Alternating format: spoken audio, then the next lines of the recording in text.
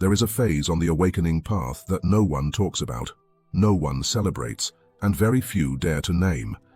It's the moment after the light has come on, when life doesn't sparkle the way it used to, when the old hunger for success, approval, identity, and survival collapses. And in its place, something far heavier arrives. It is not despair, but more like a deep, heavy stillness that whispers a terrifying sentence inside you. I don't want to die, but I don't want to exist either. People expect awakening to feel like clarity and finding purpose, but for many, it feels like the floor disappears. The roles you once played stop making sense. The stories that once fueled you lose their charge. You're still here, paying bills, making food, speaking to people, yet something inside has already stepped outside the game. You don't feel suicidal, you feel post-survival, as if the part of you that was designed to chase life has quietly retired. This is where the phrase ego death stops being poetic and starts being physical. Carl Jung never framed awakening as an endless rise into light. He warned that when the old self dissolves, there is a long interval where meaning collapses before it reorganizes. The psyche dismantles its former scaffolding before it can build a new one. And during this collapse, the nervous system doesn't feel enlightened. It feels disoriented, empty, suspended in a silent waiting room between who you were and who you are becoming. The desire not to exist is born here, not from wanting to die, but from losing attachment to being someone. For years, your ego kept you moving through desire, fear, ambition, comparison, and longing. Even pain gave you structure. Then awakening arrives, and the structure melts. You see through the illusions that once motivated you. You recognize the masks. You detect the unconscious games. You sense the mechanical nature of the world. And suddenly, the question isn't, how do I succeed? It becomes, why participate at all? This is not pathology or a defect. This is a threshold state of consciousness. In depth psychology, when the ego dies faster than the deeper personality can reorganize, the psyche enters a vacuum. In this vacuum, nothing feels urgent. Nothing feels meaningful in the old way. The will disconnects from survival-based goals. Desire goes silent, not because it is wounded, but because it no longer recognizes the old objects as real nourishment. From the outside, people may think you are sinking into apathy or depression. Inside, what you feel is stranger than that. You can sense reality more clearly than ever, yet you don't feel pulled by it. There is awareness without appetite, presence without attachment. You are awake, and that is exactly why existence feels optional. Spiritual traditions describe this as the death of the false self. Buddhism speaks of the dissolution of craving. Mystical Christianity writes about the long purgation between selves. Sufism calls it the annihilation of the personal will. Jung mapped it psychologically. When the ego loosens its grip, the unconscious floods the field. And when meaning was previously supplied by the ego, its collapse feels like losing gravity. This is why the desire not to exist feels so confusing. It carries no violence, no panic, no despair. It feels neutral and flat, almost neutral enough to be mistaken for peace, but not really. It is the sense that the old contract with life has expired and the new one hasn't yet been written. Many people at this stage fear they have gone backward. They search for ways to feel normal again. They try to revive motivation, attraction, and hunger.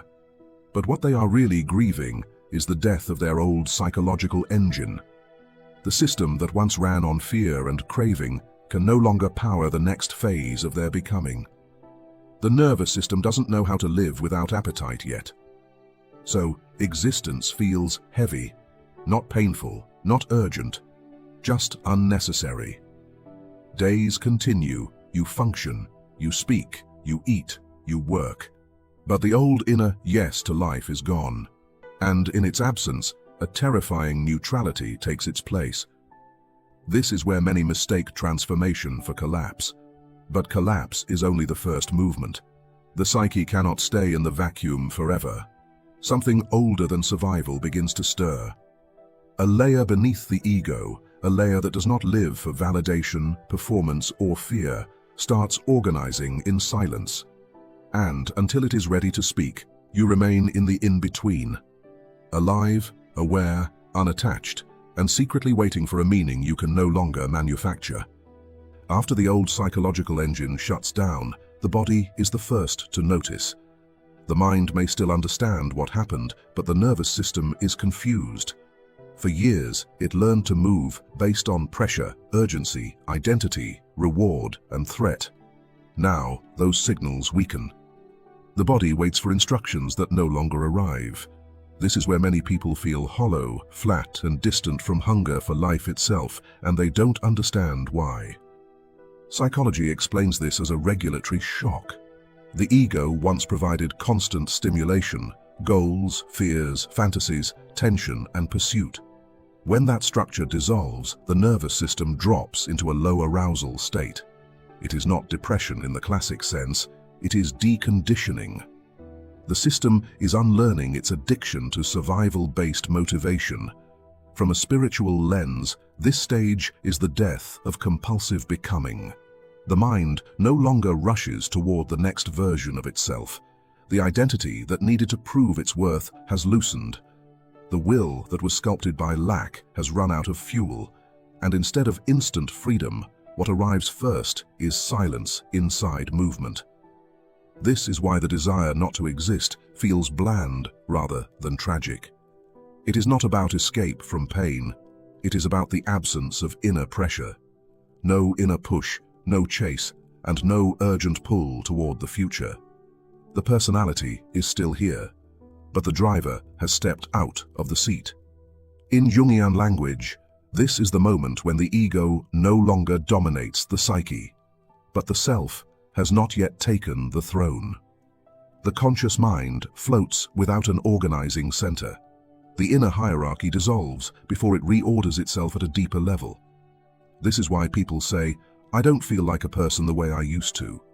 That is not metaphor. The psychological structure that once defined personhood is literally rearranging. Other psychological frameworks describe a similar process. In existential psychology, this is the collapse of meaning structures. In trauma-informed therapy, it resembles a freeze response without fear. In transpersonal psychology, it is called a non-ordinary state of consciousness. Different languages, same terrain. The danger here is not that the desire not to exist appears. The danger is when the mind interprets it through the old survival lens and decides something has gone wrong. Because from the old ego's viewpoint, stillness feels like failure. The ego was designed to strive. When striving dissolves, it panics. It labels the void as sickness, regression, or loss. But from a deeper psychological position, this void is not absence. It is unoccupied space. And unoccupied space is where the deeper personality can finally assemble without interference. This is why forcing motivation back rarely works. Trying to get your old self back increases inner conflict. You are asking a dissolved structure to resurrect itself in a psyche that has already outgrown it. The nervous system resists because it knows something irreversible has happened. What actually begins to grow here is a quieter form of being, a mode of functioning that does not originate from hunger, lack, or fear. At first, it feels empty because it does not speak in cravings. It speaks in subtle orientation. You may notice faint changes, sensitivity to what feels false, intolerance for internal contradiction, withdrawal from meaningless rhythms, attraction to simplicity without effort. This stage feels disorienting because it offers no dopamine-rich signals. There is no dramatic pleasure and no rush of becoming, just an unfamiliar neutrality that slowly reshapes perception. Spiritual traditions describe this as the desert phase. Not punishment, but a preparation. The excess noise of the psyche has been stripped so that a different intelligence can surface. Jung described this as the withdrawal of projection, when the soul no longer externalizes its meaning onto people, achievements, or future fantasies. When projection retracts, the world loses its glow. But what replaces it is not darkness. It is depth without decoration. This is also why relationships feel different. You may no longer feel pulled to perform, impress, cling, or merge. Old emotional strategies fall apart. You start seeing people without the filter of need. And that can feel isolating at first, because need was once the invisible glue holding everything together. The desire not to exist is therefore not a wish for disappearance. It is the psyche's way of saying, I no longer recognize myself in the old shape of life. You are still alive, still present, still aware. But the reference point that once defined existence has dissolved. And until a new center stabilizes, life feels suspended between meaning and neutrality. This is not where the process ends. This is where the deeper reorganization begins. What eventually shifts is not motivation in the old sense. What returns is orientation. Not the restless urge to become someone, but a quiet recognition of where life now wants to move through you. This is the moment Jung described as the emergence of the self, as the new organizing center of the psyche. The ego no longer runs the system, but it still exists, now in service rather than command. The desire not to exist fades, not because life suddenly becomes exciting again, but because existence is no longer experienced as a personal burden. It becomes participation rather than effort. You still feel fatigue.